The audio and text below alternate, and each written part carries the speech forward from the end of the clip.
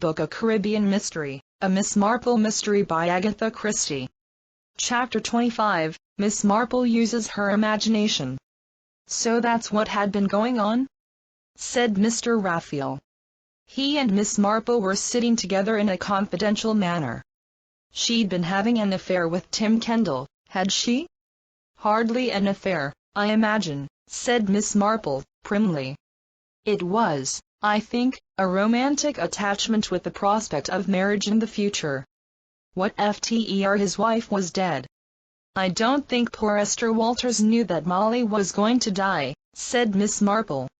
"I just think she believed the story Tim Kendal told her about Molly having been in love with another man, and the man having followed her here, and I think she counted on Tim's getting a divorce. I think it was all quite proper and respectable. But she was very much in love with him." "Well, that's easily understood. He was an attractive chap. But what made him go for her? You know that too." "You know, don't you?" said Miss Marple. "I dare say I've got a pretty fair idea, but I don't know how you should know about it. As far as that goes, I don't see how Tim Kendal could know about it." "Well, I really think I could explain all that with a little imagination, though it would be simpler if you told me." "I'm not going to tell you," said Mr. Rafiel.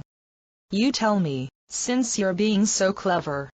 "Well, it seems to me possible," said Miss Marple, "that as I have already hinted to you, your man Jackson was in the habit of taking a good snoop through your various papers from time to time." "Perfectly possible," said Mr. Rafiel, "but I shouldn't have said there was anything there that could do him much good. I took care of that." "I imagine," said Miss Marple, "he read your will." "Oh, I see. Yes, I did have a copy of my will along." "You told me," said Miss Marple, "you told me as Humpty Dumpty said very loud and clear that you had not left anything to Esther Walters in your will. You had impressed that fact upon her, and also upon Jackson. It was true in Jackson's case, I should imagine.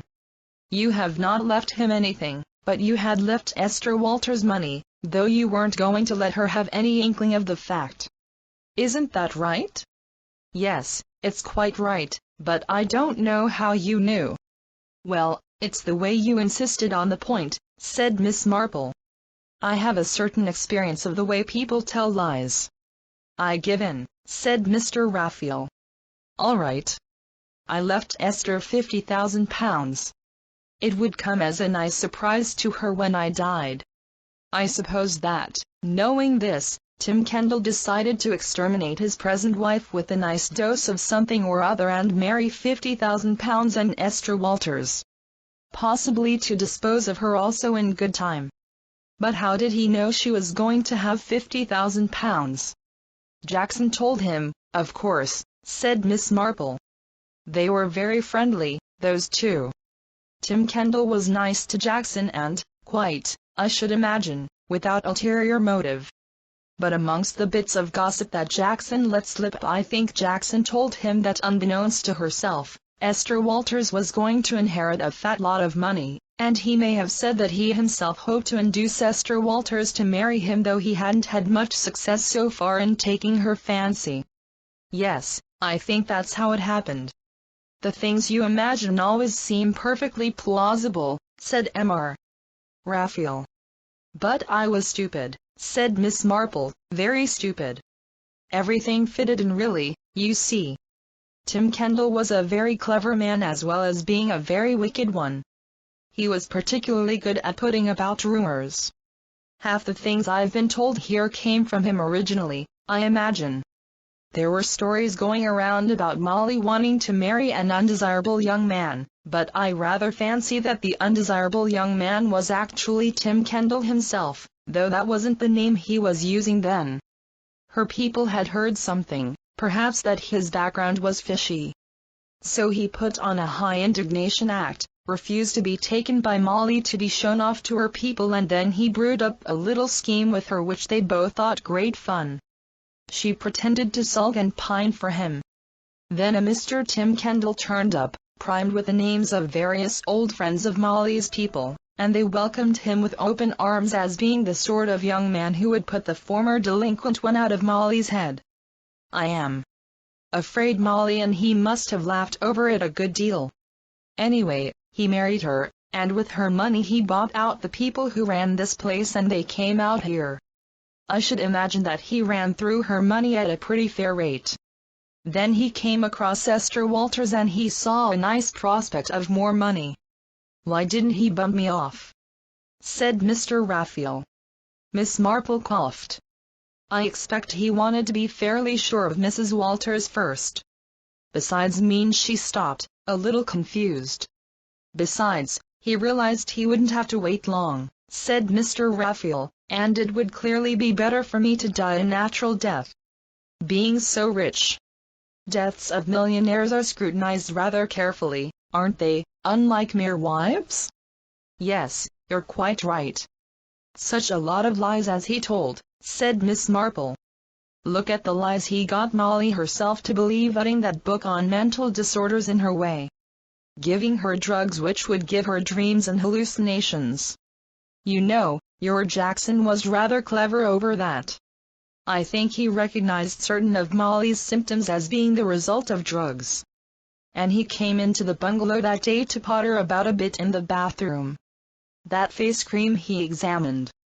He might have got some idea from the old tales of witches rubbing themselves with ointments that had belladonna in them. Belladonna and face cream could have produced just that result. Molly would have blackouts. Times she couldn't account for, dreams of flying through the air. No wonder she got frightened about herself. She had all the signs of mental illness. Jackson was on the right track. Maybe he got the idea from Major Palgrave's stories about the use of datura by Indian women on their husbands. Major Palgrave, said Mr. Rafiel. Really, that man. He brought about his own murder, said Miss Marple, and that poor girl Victoria's murder, and he nearly brought about Molly's murder. But he recognized a murderer all right. What made you suddenly remember about his glass eye? Asked Mr. Rafiel curiously. Something that Señora de Caspearo said. She talked some nonsense about his being ugly, and having the evil eye. And I said it was only a glass eye, and he couldn't help that, poor man, and she said his eyes looked different ways, they were cross eyes Hitch, of course, they were. And she said it brought bad luck. I knew that I had heard something that day that was important. Last night, just after Lucky's death, it came to me what it was. And then I realized there was no time to waste. How did Tim Kendal come to kill the wrong woman? Sheer chance. I think his plan was this, having convinced everybody, and that included Molly herself, that she was mentally unbalanced, and after giving her a sizable dose of the drug he was using, he told her that between them they were going to clear up all these murder puzzles. But she had got to help him. After everyone was asleep, they would go separately and meet at an agreed spot by the creek.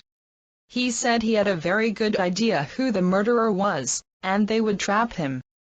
Molly went off obediently, yet she was confused and stupefied with the drug she had been given, and it slowed her up. Tim arrived there first and saw what he thought was Molly. Golden hair and pale green shawl. He came up behind her, put his hand over her mouth, and forced her down into the water and held her there. Nice fellow. But wouldn't it have been easier just to give her an overdose of narcotic? Much easier, of course. But that might have given rise to suspicion. All narcotics and sedatives have been very carefully removed from Molly's reach, remember. And if she had got hold of a fresh supply, who more likely to have supplied it than her husband? But if, in a fit of despair, she went out and drowned herself whilst her innocent husband slept, the whole thing would be a romantic tragedy, and no one would be likely to suggest that she had been drowned deliberately. Besides, added Miss Marple, murderers always find it difficult to keep things simple. They can't keep themselves from elaborating. You seem convinced you know all there is to be known about murderers. So you believe Tim didn't know he had killed the wrong woman? Miss Marple shook her head. He didn't even look at her face, just hurried off as quickly as he could, let an hour elapse, then started to organize a search for her, playing the part of a distracted husband. But what the devil was Lucky doing hanging about the creek in the middle of the night? Miss Marple gave an embarrassed little cough. It is possible, I think, that she was waiting to meet someone. Edward Hillingdon? Oh no, said Miss Marple. That's all over. I wondered whether possibly he might have been waiting for Jackson. Waiting for Jackson? I've noticed her look at him once or twice, murmured Miss Marple, averting her eyes. Mr. Rafiel whistled. My tomcat Jackson. I wouldn't put it past him. Tim must have had a shock later when he found he'd killed the wrong woman. Yes, indeed. He must have felt quite desperate. Here was Molly alive and wandering about. And the story he'd circulated so carefully about her mental condition wouldn't stand up for a moment once she got into the hands of competent mental specialists. And once she told her damning story of his having asked her to meet him at the creek, where would Tim Kendal be? He'd only one hope of finishing off Molly as quickly as possible. Then there was a very good chance that everyone would believe that Molly, in a fit of mania, had drowned Lucky, and had then, horrified by what she had done, taken her own life. And it was then, said Mr. Rafiel, that you decided to play Nemesis, eh? He leaned back suddenly and roared with laughter. It's a damned good joke, he said. If you knew what you looked like that night with that fluffy pink wool all around your head, standing there and saying you were Nemesis.